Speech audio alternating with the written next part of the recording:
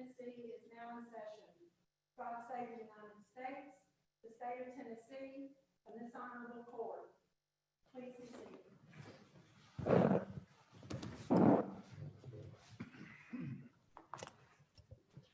Good afternoon.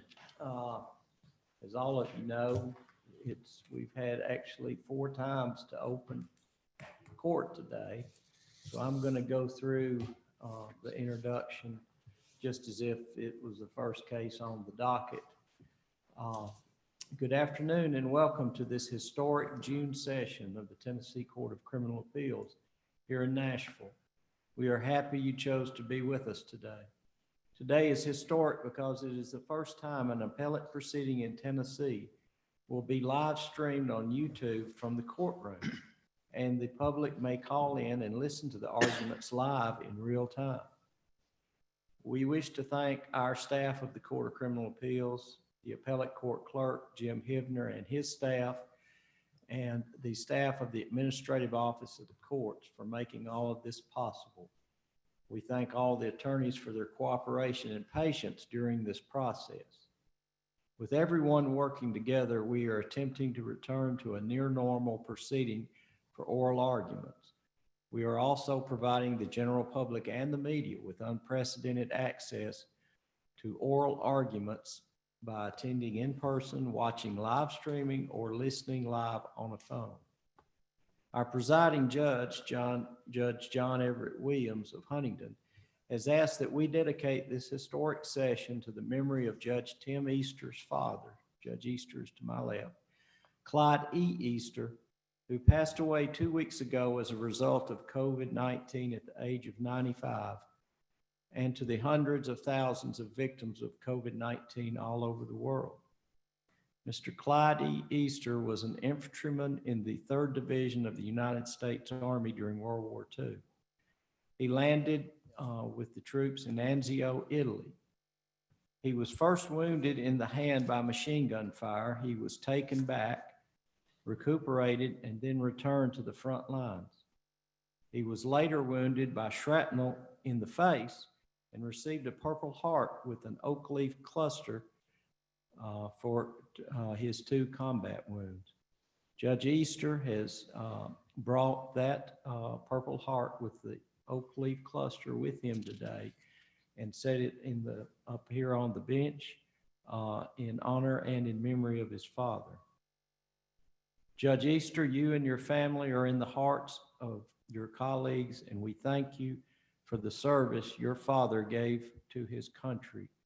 And that was a big part of efforts by our armed services in a war that we prevailed in and which allowed us to continue to have open court where fair and impartial justice can be dispensed.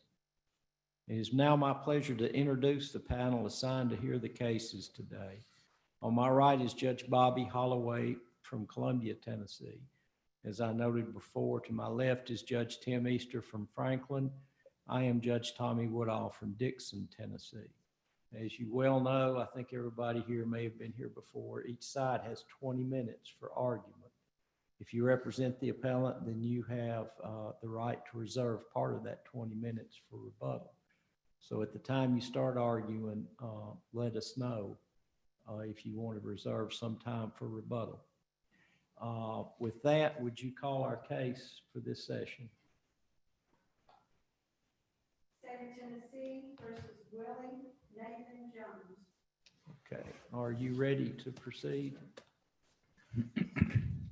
I am, Your Honor. Evan Wright here on behalf of the appellant, Willie Nathan Jones. I'd like to reserve 4 minutes of my time for rebuttal, please. All right.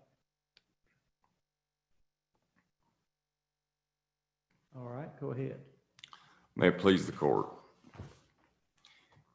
Equal justice under the law is not merely a caption on the facade of the Supreme Court building. It is perhaps the most inspiring idea of our society. That is a quote from Supreme Court Justice Lewis Powell during his tenure as ABA president. The progression of the right to a fair trial requires incremental changes in our laws, our rules, and our expectations of those involved in the trial process. With that said, I want to focus our discussion today on 3 of the reasons cited in our brief that this court should reverse the trial court's denial of Mr. Jones' motion for a new trial. First, the judge sanctioned and permitted, and then the state repeatedly used the term victim throughout the trial despite a self-defense claim made by Mr. Jones. Second, the prosecutors repeatedly commented on the credibility of the proof during closing arguments and misconstrued the burden of proof in violation of Mr. Jones' right to a fair trial.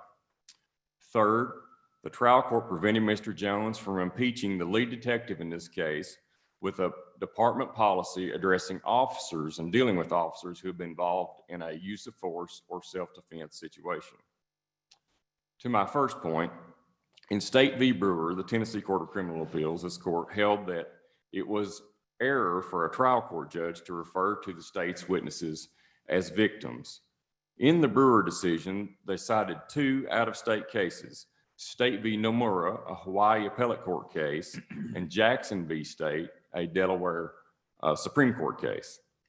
In the Nomura case, the Hawaii court held that the use of the term victim within the jury instruction was conclusory in nature and should be avoided.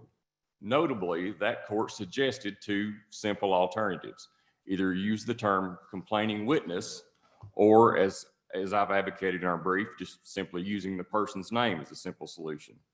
And the jury instruction issue, that was the issue in the Brewer case. Now, Delaware's Jackson v. State was a little bit different. The trial court had permitted the prosecutor to use the term victim throughout the trial, and so that was the issue that the Delaware Supreme Court looked at, and they held that the term victim should not be used in a case where the commission of the crime is in dispute. Now, the Jackson conviction was ultimately upheld because there had been no objection made in that case, and it was not considered to be plain error. But here in Mr. Jones' case, there were 2 pretrial motions that cited to this specific issue. The trial court had a discussion this before the trial, when they were reviewing pretrial motions, had a discussion off the record with the state and defense counsel, and decided to issue a jury instruction. Jurors were told whenever they heard the term victim alone as a standalone term, if they heard that term victim, to insert the word alleged in their mind. Now, your honors know that labels mean something to jurors, and they certainly mean something when they come from a prosecutor or the trial court judge. We cannot simply throw the term alleged in front of the term victim when a person's liberty is at stake and hope that these jurors get the message. In a case where, in this case, the trial court's decision to allow this and to use the term victim or just insert the term alleged in front of it gave the prosecution a green light to use the term. During the state's closing argument, the state used the term victim on 13 different occasions, with Miss Maynard being referred to as the beaten, bloody victim, the actual victim, and the true victim. The judge did follow his own ruling, and he did insert the term alleged in front of the term victim during the jury charge. And the Brewer decision does discuss this as an option to avoid an entanglement with Article 6, Section 9 of the Tennessee Constitution. But because this is a prejudicial comment on the evidence, we cannot simply throw a modifier in front of a word and hope to scrub out that prejudice. Alleged murderer, alleged rapist, alleged thief. All of these terms, when said in a courtroom, carry a very powerful negative connotation. While certainly the term victim is not a negative term, labeling a party as a victim in a case with facts like this tells the jury that a crime has occurred, and when you have facts like there were in Mr. Jones' case, it says to them who committed that crime. By avoiding the victim label, we further refine our trial process and let jurors decide the case just based solely on the facts. Now, other courts, other than those 2 that were cited in the Brewer opinion, have evaluated this issue. State v. Devi is a good one. A Utah appellate court case held that the trial court, the state, and all witnesses should be prohibited from referring to the complaining witness as victim when the crime occurring has some doubt or is in dispute. Now, the Devi case also went on to hold that in that case, it was an isolated reference and that was harmless error. However, in this case, there were numerous references to the term victim by the state and an emphasis on this term during the state's closing argument. The prosecutors in Mr. Jones' case weaponized the term, repeated it over and over and over, and went far beyond what the Brewer Court had contemplated with the judge using the term in his jury instruction only a couple of times, I believe it was. When the state reflexively will claim waiver in its brief to this, however, there were two pretrial motions, I said, that cited this issue, one that was directly on point with this issue. And the state also goes on to claim that Mr. Jones has waived an objection because he agreed to the jury instruction. But this argument really just is an attempt to avoid the substance of Mr. Jones, and the essence of his objection was he objected to the use of the term victim throughout the trial. And so the jury instruction was really the only option that he was given. And so when presented with either the jury instruction or nothing at all, his request was certainly overruled. Mr. Jones should not be made to choose between the instruction and his right to appellate review. Mr. Wright, did the trial court judge enter a oral or written order concerning the objection to victim in the two pretrial motions or in either pretrial motion? Well, the one pretrial motion specifically that addressed that issue, as in its captioned motion addressing the victim issue, they had the meeting off the record, and in the transcript, they come into the courtroom and then they read the ruling into the record, and that was the supplemental transcript that had to be filed in this case. That was the reason that it had to be filed. So we had no record, no written record of what the ruling was, because there was not a written order filed. It was just that the whatever the discussion was and the decision that was made, they came into the courtroom and then they put on the record, so to speak, what the decision was going to be, which was that jury instruction. We're just asking this court here today to evaluate this issue, and I am asking to abolish the practice of using the term victim where the crime is in dispute in a situation like this, where you've raised a self-defense claim and there has been an objection clearly made to the use of the term. To my second point, the prosecutors again chose to cross the constitutional line during closing arguments in this case by repeatedly commenting on the credibility of the proof and misconstruing the burden of proof. Again, the state's defense to this is waiver, even though there was a pretrial objection filed to a variety of improper arguments and a citation to that objection in Mr. Jones' brief. As to the substance of the state's argument, the government themed their closing around this commentary on the proof. They told the jury that the title of their closing was A Defendant's Story. Over and over, the prosecution commented on Mr. Jones telling a lie, or as it was sometimes referred to as a false story, before then telling the jury that if the story is false, the defendant is guilty. Now, this comment highlights the tone of this type of argument. If any statement that the defendant makes is later then shown to be inconsistent with some form of the proof that is presented here at this trial, the defendant is guilty beyond a reasonable doubt of the crime that he is charged with. Arguments of this nature completely sidestep due process and the burden of proof, which requires that every element of the crime be proven beyond a reasonable doubt. Now, statements may have inconsistencies, and certainly the state can highlight those inconsistencies, but it is an entirely different argument altogether to say that a person making an inconsistent statement must be guilty beyond a reasonable doubt of every element of the crime that he is charged with. Here, Mr. Jones contemplated the course of this trial and made an appropriate written pretrial objection. The state then ignored that objection and repeatedly made these improper comments and misconstrued the burden of proof. There's no requirement that Mr. Jones then voice a second objection during the trial after he has already objected and put the state on notice and the court on notice of his objection before trial. Now, the state will defend this type of argument almost exclusively with using plain error or saying that it's waived, but these already objected to comments went much farther than simply pointing out statements that were inconsistent with the expert testimony or the circumstantial proof. These comments were blatant attempts to control the jurors' determination of the truth of these statements. It's the jury and the jury alone that must make a reasoned conclusion on the truth or falsity of a statement or any of the proof really in a case. The state cannot simply get up during closing argument and tell the jurors that the statements were false, or as it was said in this case, and I'm quoting them, "We know he lied." The state wants to avoid this error by asking for leeway or having this considered argument.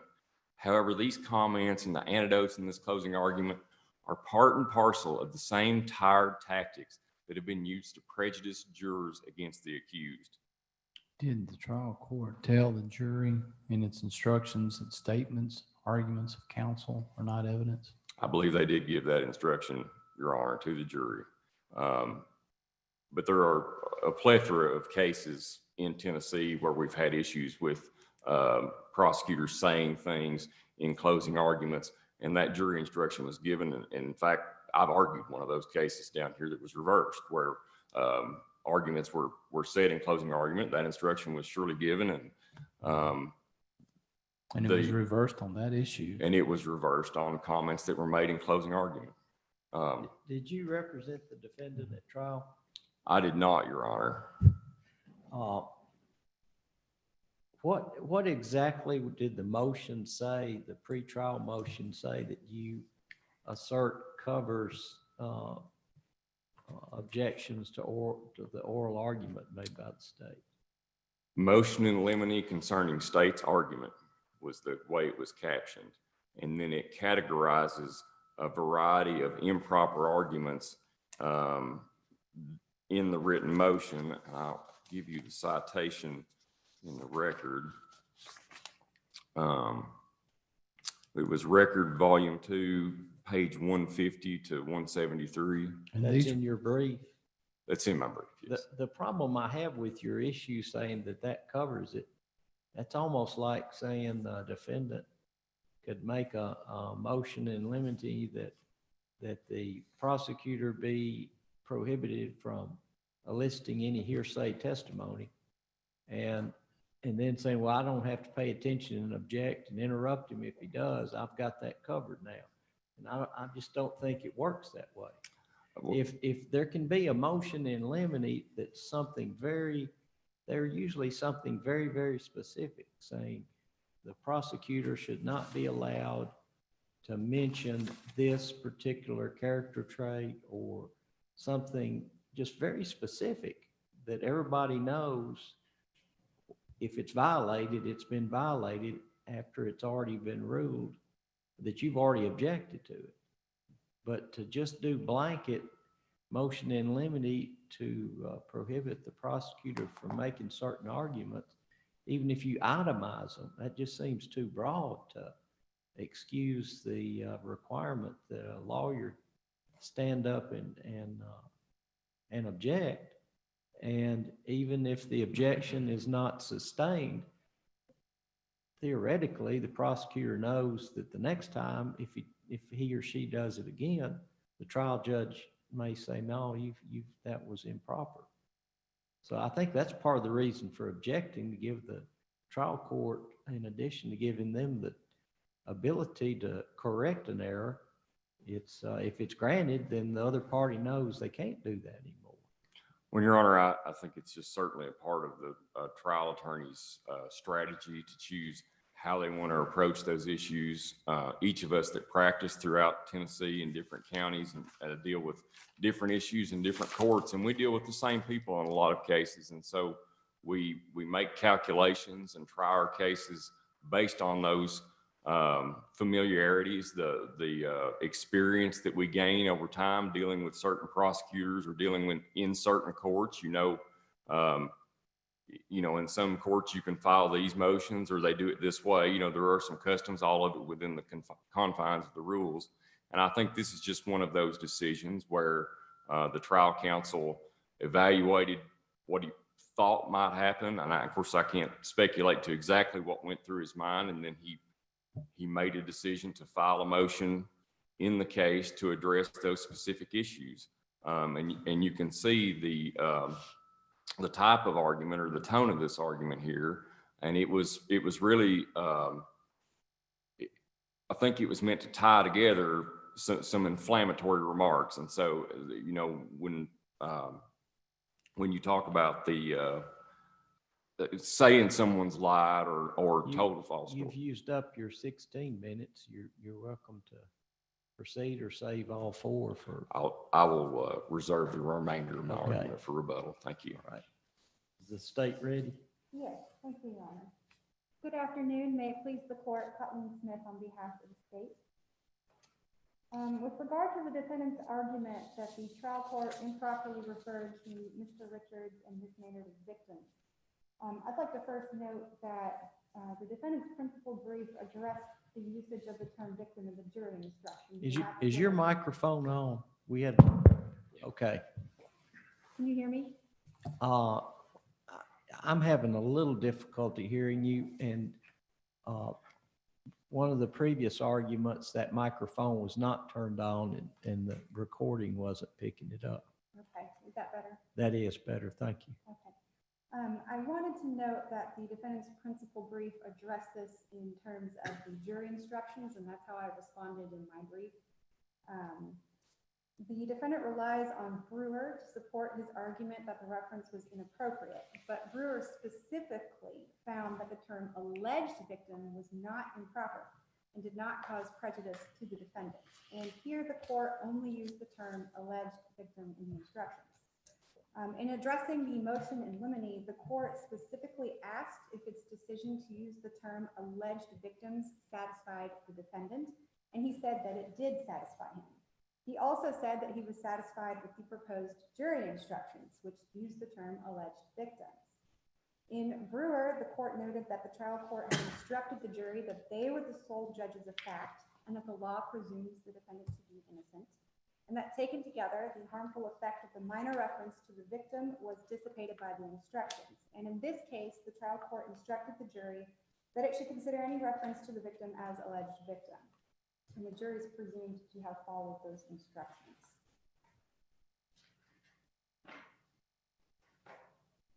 Moving on to the prosecutorial misconduct argument. The state did not improperly comment on the defendant's credibility.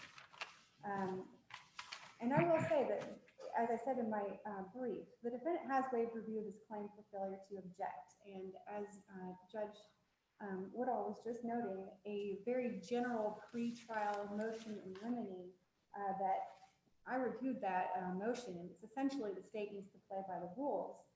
That is not specific. A blanket motion in limine like that will not be sufficient to address specific challenges. There needs to be a contemporaneous objection. The trial court needs to be afforded the opportunity to address the defendant's concerns to anything specific that the state said during the closing argument, and that did not happen here. Regardless, the prosecutor properly argued that the physical evidence contradicted the defendant's claims. He didn't inject his personal beliefs into closing argument, and the trial court did not abuse its discretion in permitting that proper argument. The defendant argues that the prosecutor commented on his credibility, but the state properly compared the defendant's version of events to the evidence to say that that version of events doesn't make sense. It doesn't line up with the proof, the physical proof that we have here. The state's entitled to do that. The defendant doesn't argue the prosecutor outright called him a liar, but rather that the prosecutor said that he told a false story. These comments came in the context of explaining specific statements of the defendant that conflicted with the evidence. The prosecutor listed the proof that contradicted the defendant's claims, beginning with the medical examiner's testimony that Mr. Richards was looking away from the gun when he was shot and that he had been sitting down, contrary to the defendant's claim that Mr. Richards was hitting his head when he was shot. The prosecutor pointed out that the defendant's timeline likewise did not match the proof. The defendant said he went to the victim's home between 12:30 and 1:30 a.m. The shooting occurred just prior to 5 a.m. And he said that he had helped to change a tire and went inside to get a drink when he was attacked, and he couldn't account for several hours in between. The prosecutor also noted that he couldn't account for various other people who came by. The state was entitled to review the evidence and to explain how it conflicted with the defendant's explanation of the events. No unequivocal rule of law was breached, no substantial right of the defendants was violated. The state's argument related to the evidence properly, and even if there was error, it wasn't significant enough to affect the verdict. The jury acquitted the defendant of the charged offenses and instead convicted him of lesser included offenses. There's no indication that the jury was unduly swayed from its duties, as explained by the instructions, which advised the jury that the arguments of counsel were not evidence, and the defendant's not entitled to relief. I believe those were the only issues that were addressed today, so I will rely on my brief unless there are any questions about any other issues. Thank you very much. You have your full 4 minutes if you wish to use them. Thank you, Your Honor. May it please the court. Refining the trial process, whether it's in this case or any other case, requires our profession, judges, appellate courts, attorneys to look at longstanding habits and norms with a healthy amount of skepticism. Every rule or practice or expectation that we have in our trial process must be revisited, reevaluated, and refined when necessary. We're asking the court today to put a stop to the practice of using the term victim in cases where the crime is in dispute, where you had a self-defense claim raised, or something that would call into question the commission of a crime. The term victim carries an implicit message with it. It says to the jury that a crime has in fact occurred, and in a set of facts like Mr. Jones, it tells them who in fact committed that crime. We want jurors to decide those issues when they're in dispute, and we want jurors to decide those based only on the facts. In this case, the jury was told who was innocent, who was lying, and who was guilty. The prosecutors in this case, then, as I mentioned in my initial argument, misconstrued the burden of proof by claiming that an inconsistent statement equals guilt. These prosecutors went on in the same closing argument to compare this case to the Las Vegas shooting, before then emphasizing at the end of the argument that this case really was against the peace and dignity of Tennessee, implying somehow that this case was worse than other cases.